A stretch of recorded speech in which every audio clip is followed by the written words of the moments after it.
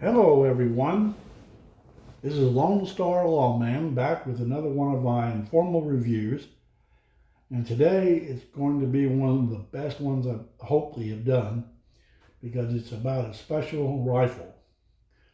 This is an M&P Sport II 5.56 or 223 caliber rifle, and I've had it for quite a while now. This is really basically your entry level AR-15, okay? And I'm going to go over all the features and everything with you, and especially give a little short history on it for folks that are first getting started in the AR-15s. But actually, they actually call this officially under Smith & Wesson a modern sporting rifle, I believe. Okay, get this out of the way here. First, let's take a look at it. This is really pretty basic. As you can see, I've only added one thing on it, and that has been the Wesson 503, and it's a red dot, and it's really wasn't very terribly expensive. It was one, like I said, entry level. I believe when I got it, it was somewhere between $600 and $700. It's been quite a while, so I can't remember exactly.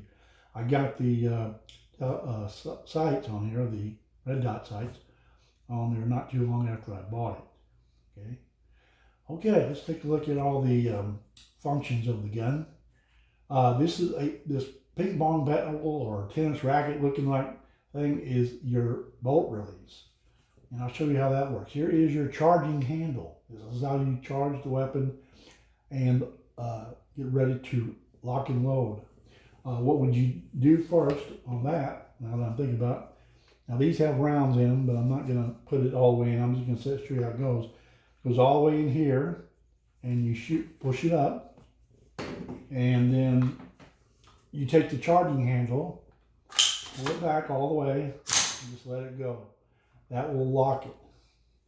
Now, if for any reason you want to lock the bolt back, you pull the charging handle back, and you hit this button right here on the bottom part of the paddle, put the charging handle back in place, and now as you see, and number one is clear, don't worry, as you can see there, the bolt is locked back. Now, what this is simulating is you shoot your rifle until the magazine is completely out, and when that happens, it will lock to the rear just like you see right there. Then you insert your magazine, and then this is how they teach you in the military. You slap it, and you hear that? The bolt went forward, as you can see. Okay? This right here is the dust cover to keep it clean and keep it dust out of it, I should say. And right here is your forward bolt assist. Now, what that means is, if for some reason your bolt did not go all the way forward, like you had a light strike, like your round just didn't quite seat, you push this hit it, and there's some grooves on the bolt that will help assist in doing that. I'll show you that here in a minute when I break it down. Okay, and here's your release button for the magazine.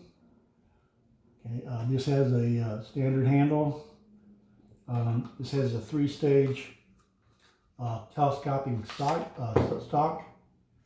I usually like it about right in the middle because of my short arms. It just works better for me. I hold it like this when I shoot. So I know some people hold them like this. But for me, it's just more stable for me to hold it like this. Okay, all right. Well, I'm going to take the time here to briefly take it apart so you can see how it looks field stripped. First, you press this dot here, this pin right here, and it really doesn't take much. Just push it in more to the other side. Oh, you can see it, there it is. And then it breaks open like that, okay? Now, if you wanted to go any further and knock out this pin, you could do that and then separate it completely. I'm not going to do that because we're not cleaning it. But I will show you the bolt at least. Okay. All right, let me take the bolt out. Just to get the charging handle up here. Pull it out. So here's the bolt. Get about halfway out. Pull the bolt out. Okay, lay that there. Now get the charging handle. When it comes about halfway, you just kind of pull on it downward, and it comes right out. I'll show you the military way of breaking down the bolt. And the bolt is really quite simple. I haven't done it that much lately, so it might be a little rusty. But here's the actual bolt. This is the bolt carrier group. That's what it's called. Now and see how this kind of goes in and out as it's shooting. All right. Now to take this out, I push it in. This is called the firing pin retaining pin. Okay. You pull that out. It only goes in one way because the big side here, and here's a small side over here, so you can't really see anything. So you pull it out if you have fingernails. Me, not so much. There we go, I finally got it. Okay, and then you pull it out, and so you don't lose these small parts, I like to put them right here in this hollow of the charging handle. That's how they teach in the military too. So you put that there, then you turn the bolt over. You see this rectangular pin here, or bolt. You turn it sideways to remove it. Oh, first you got to get the firing pin out. But you got to turn it first to get the firing pin out. If I can get this right. There we go.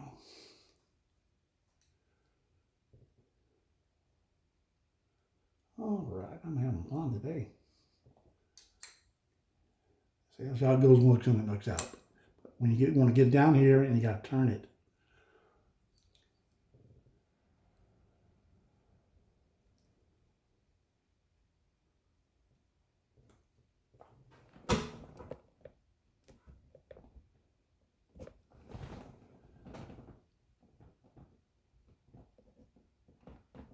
Okay, well, I finally figured it out.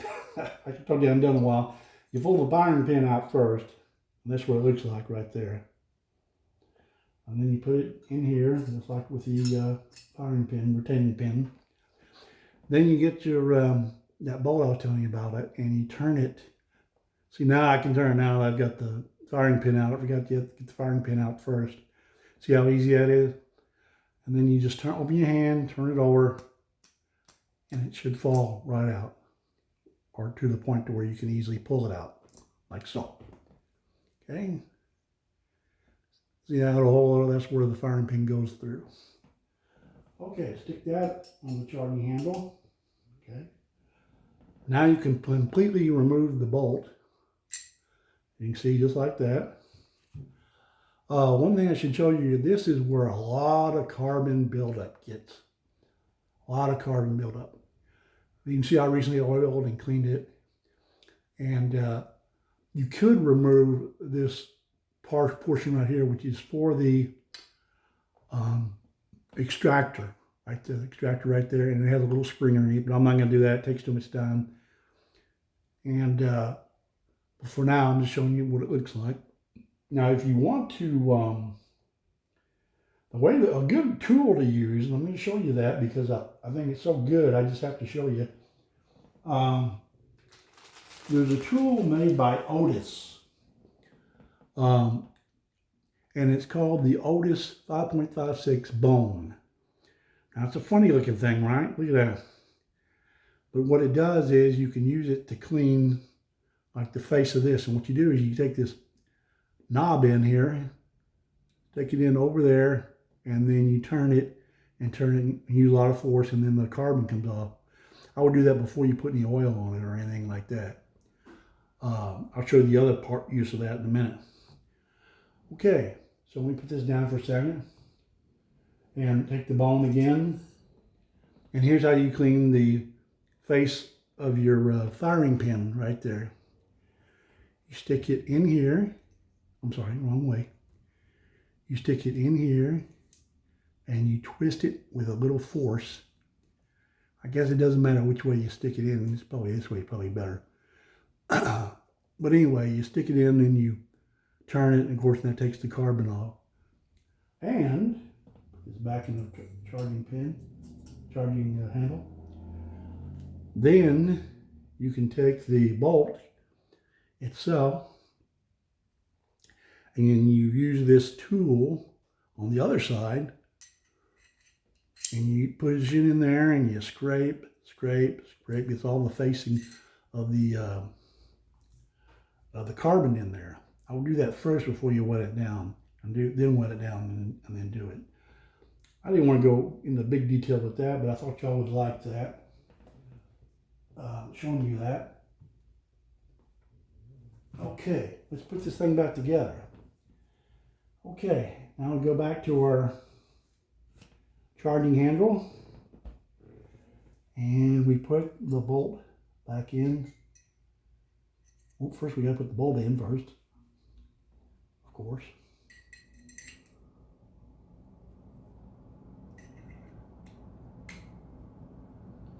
Okay, the firing pin going here.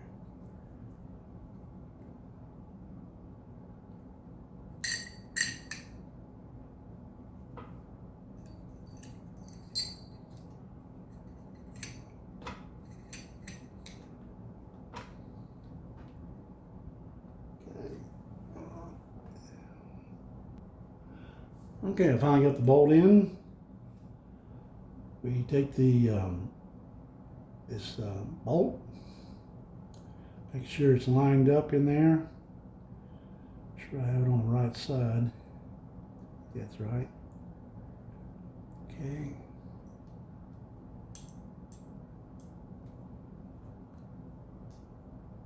So I'm right-handed. I don't do this very well unless I'm using it right in my right hand. Okay. Put it back in horizontal.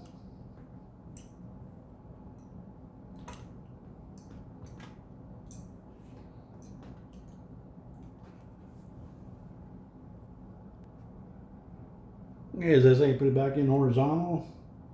Then take the firing pin and kind of drop it in there. Make sure you got it in there good.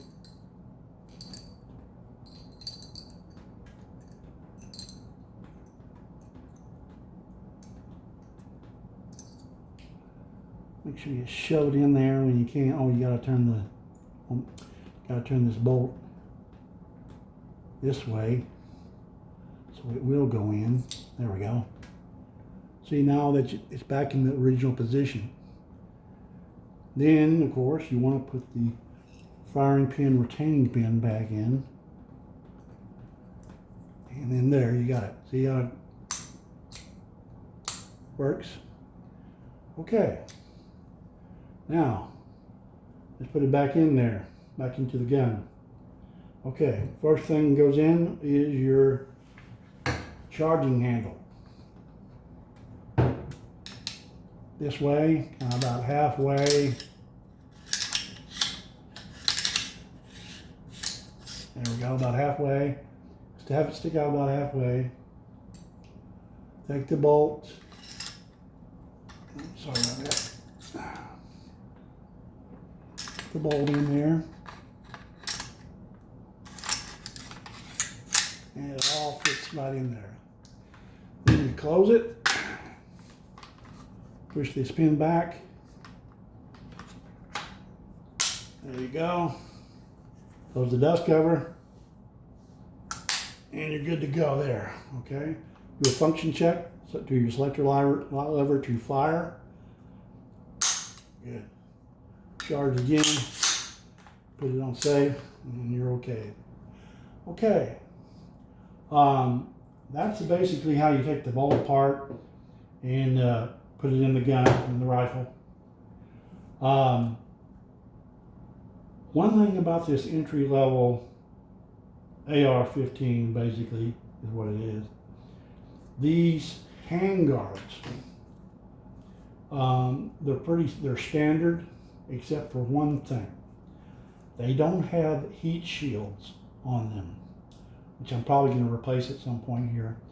When you shoot this rifle a lot, this gets really hot and it'll smoke through those holes right there, because the inner plastic has not been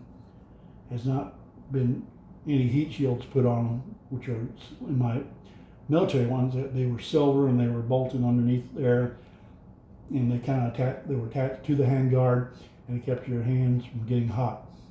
Okay. One other thing, this particular rifle is a 1 in 9 twist rate.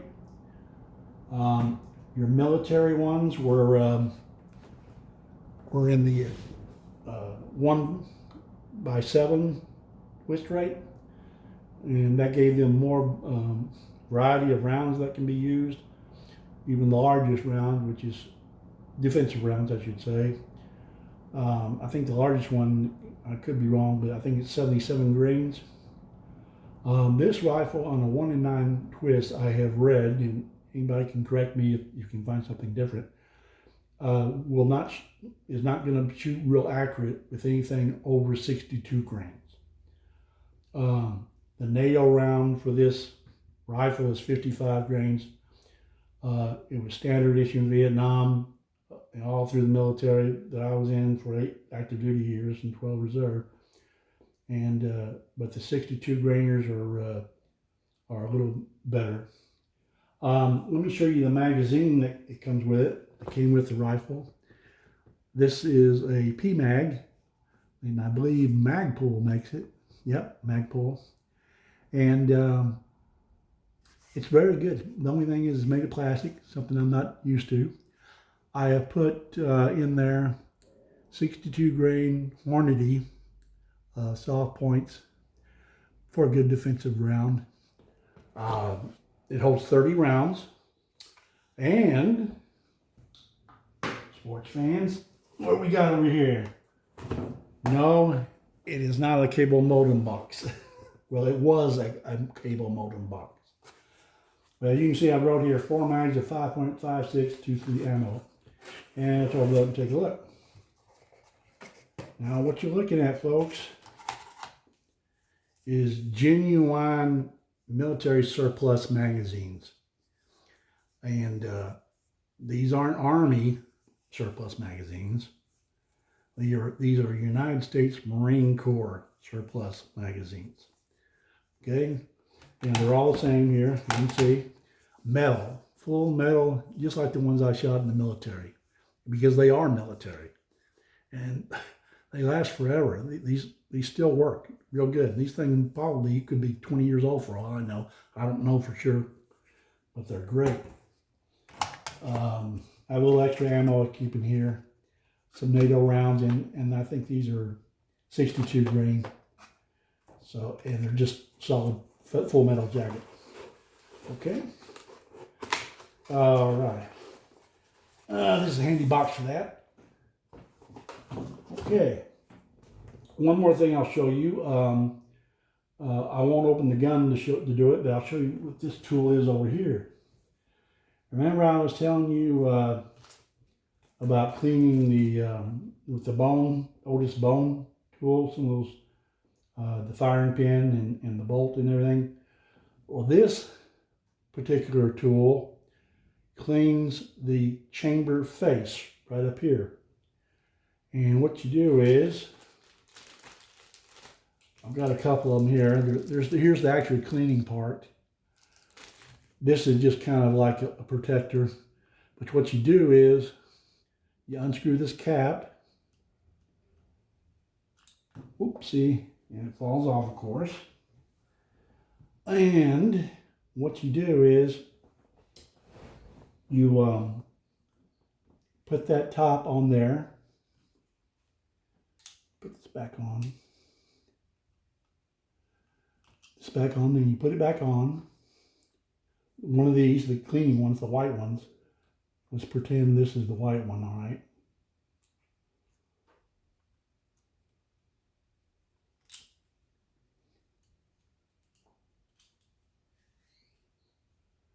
back on there. Okay, now say we've got the white soft cloth star on there. I call it a star, okay. Now, what you do with this to clean the chamber, because it's short, it's closed position, here's a little button right here. You press it and then pull out.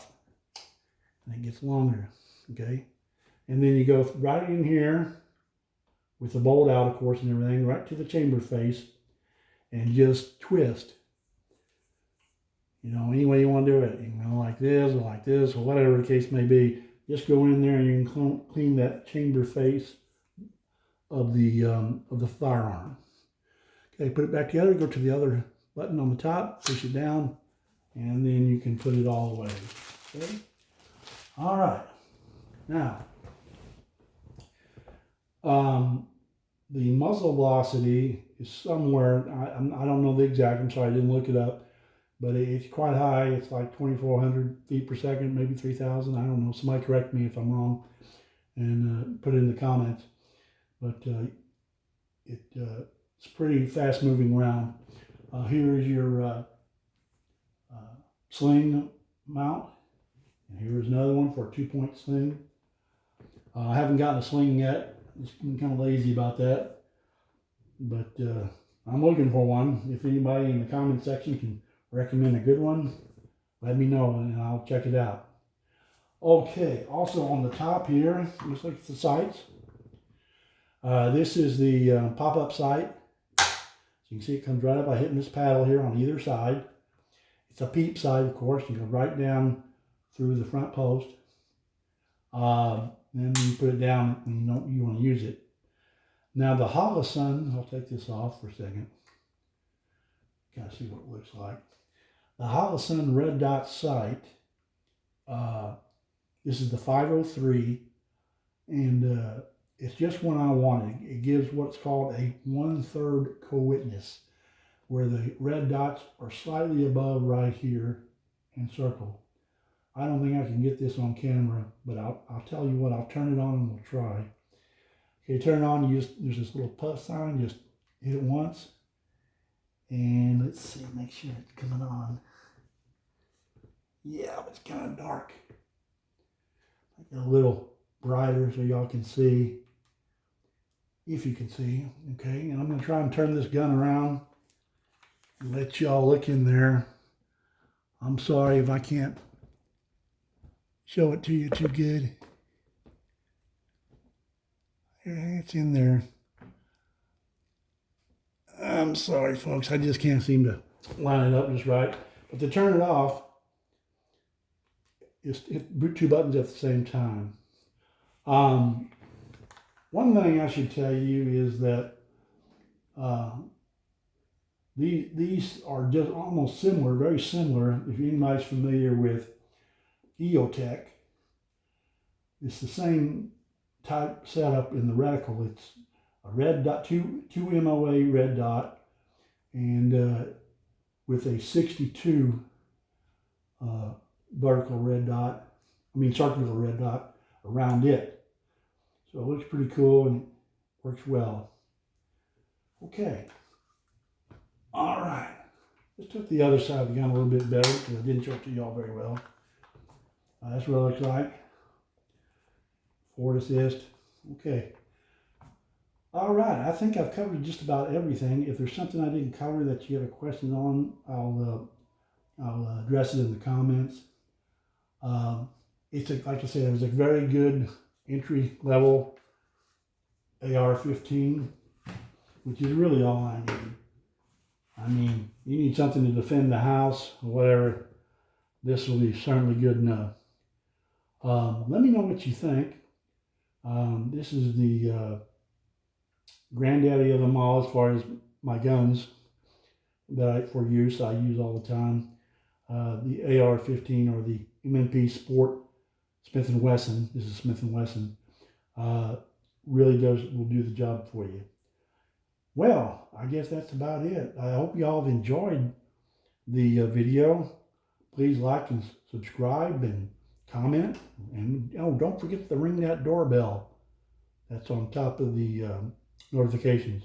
That's the way anytime I do a video, you'll get a notification. All right, that's about it. This is Lone Star Lawman saying so long, and I'll see you in the next video. Thank you.